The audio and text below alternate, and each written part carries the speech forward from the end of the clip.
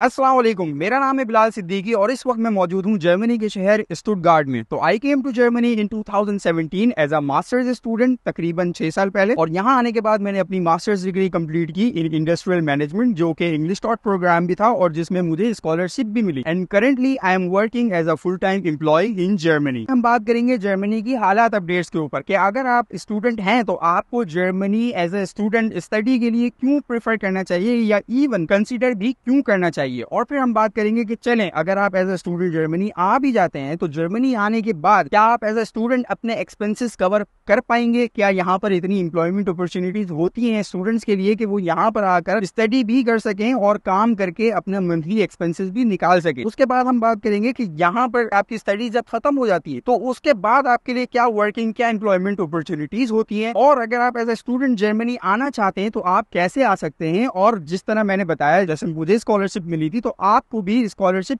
किस तरह मिल सकती है और आप किस तरह स्कॉलरशिप अप्लाई कर सकते हैं। उसके बाद हम इस पर भी बात करेंगे कि आप जर्मनी आने के बाद यहाँ पर परमानेंटली सेटल कैसे हो सकते हैं, मतलब जर्मनी की पीआर कैसे ले सकते हैं अपनी स्टडीज खत्म करने के बाद। तो जी सबसे पहले तो बात कर लेते हैं कि जर्मनी आपको क्यों आना चाहिए। जी सबसे पहला रीजन और सबसे जो मेरे हिसाब से वैल्यूएबल रीजन है वो ये है कि यहाँ पर आकर स्टडीज एब्सोल्युटली फ्री हैं। आपको अमेरिका, कनाडा, ऑस्ट्रेलिया की तरह आपको 15-15, 20-20 हजार डॉलर, पाउंड, यूरोज आपने फी में पे नहीं करने होते। उसके बाद जर्मनी आने का दूसरा रीजन ये भी है कि जर्मनी में सिर्फ पढ़ाई ही फ्री नहीं है, ऑन टॉप ऑफ दैट आप स्कॉलरशिप भी हासिल कर सकते हैं। मतलब इन माय केस जब मैं 2017 में जर्मनी आ रहा था एज ए स्टूडेंट तो उस वक्त ये बड़ा मशहूर था कि जी जर्मनी में सिर्फ आईटी के प्रोग्राम्स ही होते हैं। और क्योंकि जर्मनी में स्टडी फ्री है, पहले तो यही यकीन करना बड़ा मुश्किल होता था कि जी कोई ऐसा मुल्क भी है जर्मनी जैसा जहां पर पढ़ाई भी फ्री है। मतलब एक तरफ यूके, यूएस, कनाडा, ऑस्ट्रेलिया जहाँ पे आपने 10-10, 15-15 हजार, 20-20 हजार डॉलर, पाउंड या यूरोज में आपने फी देनी होती है, वहां पे दूसरी तरफ एक ऐसा मुल्क भी जो आपको कम्प्लीटली फ्री स्टडी प्रोवाइड कर रहा है। उसके बाद फिर अगर ये यकीन आ भी जाता था, ये यकीन करना मुश्किल होता था कि यार आसानी से वहां पर हमारा एडमिशन हो जाएगा। मतलब ये होता था कि यार बहुत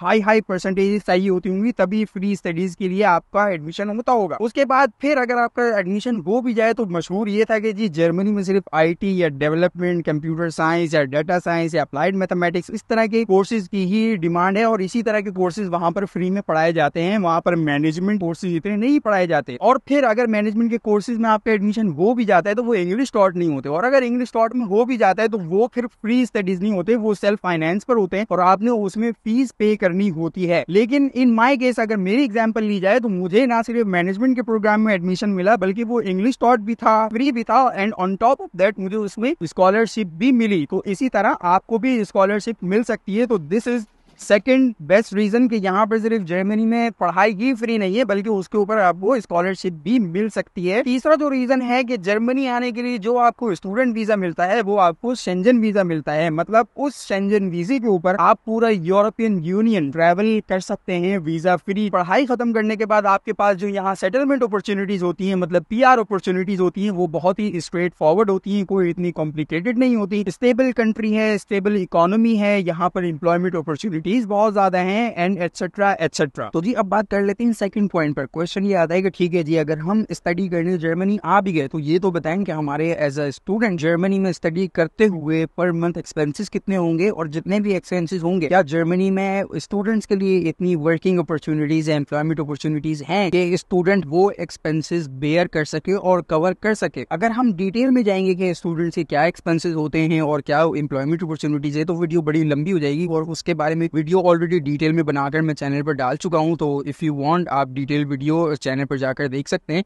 लेकिन यहाँ पर हम सरसरी सा ओवरव्यू एक दे देता हूँ और सिंपल कैलकुलेशन एक दे देता हूँ। वो कैलकुलेशन ये है कि एज अ स्टूडेंट जर्मनी में you are allowed to work 120 full days. 1 full day equals to 8 working hours. और जर्मनी में जो स्टूडेंट की जो मिनिमम वेज होती है वो होती है 12 यूरोज पर आवर।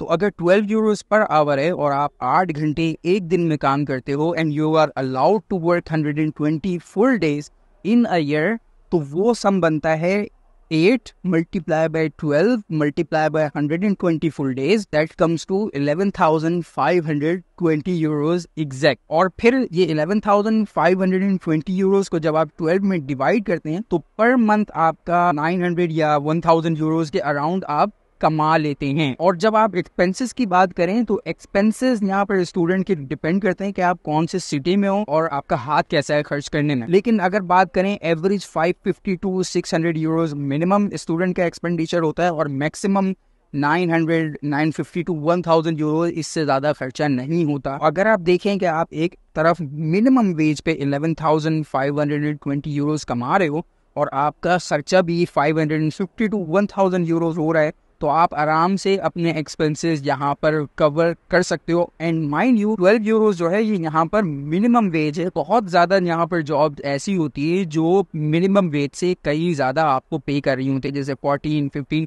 इवन इस तरह की जॉब होती है जो 17, 18 यूरोज आपको पर आवर पे कर रही होती है।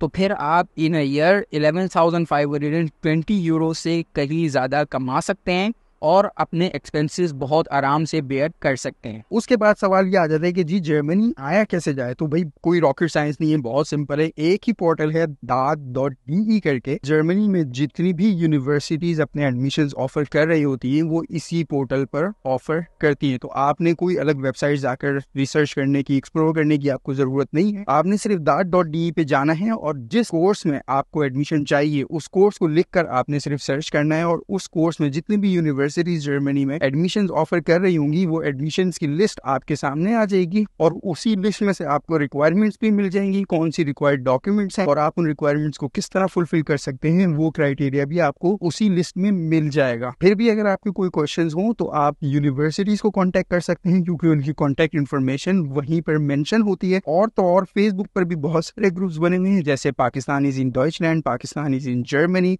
Pakistanis in Frankfurt, Hamburg, Berlin और इस तरह की बहुत सिटीज के अलग से अपने अपने ग्रुप्स बने हुए। आप उन ग्रुप्स में जाकर भी अपनी क्वेरीज मेंशन कर सकते हैं और उन ग्रुप के मेंबर्स भी आपके सवालात के जवाब दे सकते हैं। और सिर्फ एडमिशन ही नहीं बल्कि जर्मनी में जितनी भी स्कॉलरशिप ऑफर हो रही हैं उनकी इंफॉर्मेशन भी आपको इसी पोर्टल पर मिल जाएगी कि उनकी भी क्या रिक्वायरमेंट्स हैं, क्या रिक्वायर्ड डॉक्यूमेंट्स हैं और आप उन स्कॉलरशिप्स के लिए किस तरह अप्लाई कर सकते हैं। इसके बाद सवाल ये आता है कि जी ठीक है, जर्मनी यहाँ भी गए, फ्री स्टडी भी कर ली, अपने एक्सपेंसेस भी कवर कर लिए, लेकिन स्टडीज खत्म करने के बाद जर्मनी में करियर अपॉर्चुनिटीज क्या है।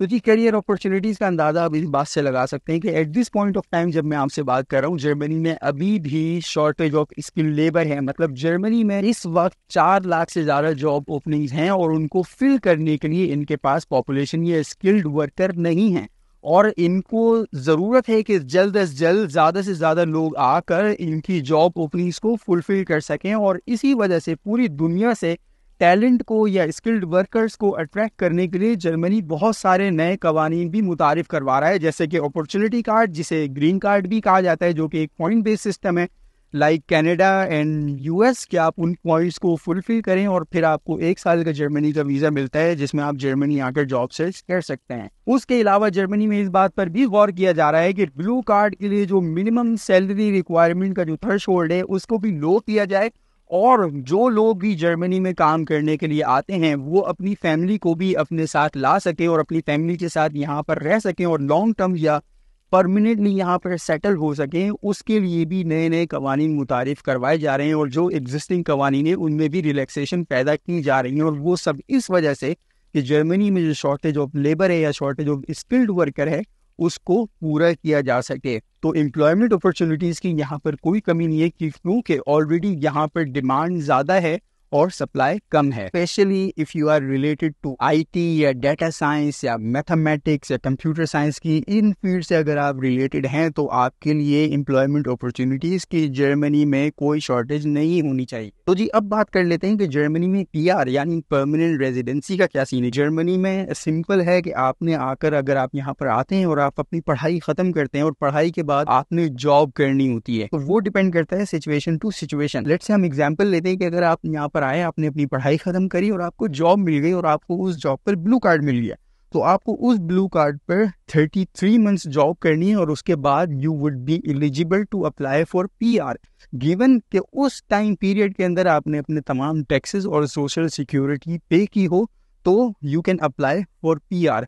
एंड इवन अगर आपकी जर्मन प्रोफिशिएंसी अच्छी है, मतलब आपका जर्मन बी लेवल आपने किया हुआ है, तो even you can apply with in 20 months for PR in Germany. तो जी ये थी वन एग्जाम्पल कि अगर आप यहाँ पर पढ़ने आते हो और पढ़ाई खत्म करने के बाद आपको जॉब मिलती है जिस पर अगर आपको ब्लू कार्ड मिल जाता है तो आप कितने अरसे में PR के लिए क्वालिफाई करेंगे। Now there are other cases as well कि अगर आपको ब्लू कार्ड नहीं मिलता, सिंपल रेजिडेंस परमिट मिलता है, तो उसमें फिर आपकी PR की टाइम ड्यूरेशन है या रिक्वायरमेंट है वो स्लाइटली वेरी करेगी, लेकिन that depends on situation to situation. तो जी ये थी हालात अपडेट्स फ्रॉम जर्मनी। उम्मीद है इस वीडियो से आपको बहुत सी यूजफुल इंफॉर्मेशन मिलेगी और ये भी उम्मीद है कि आप में से बहुत से लोगों से इन नियर फ्यूचर बहुत जल्द जर्मनी में मुलाकात भी होगी। अपना बहुत सारा ख्याल रखिएगा। अल्लाह हाफिज।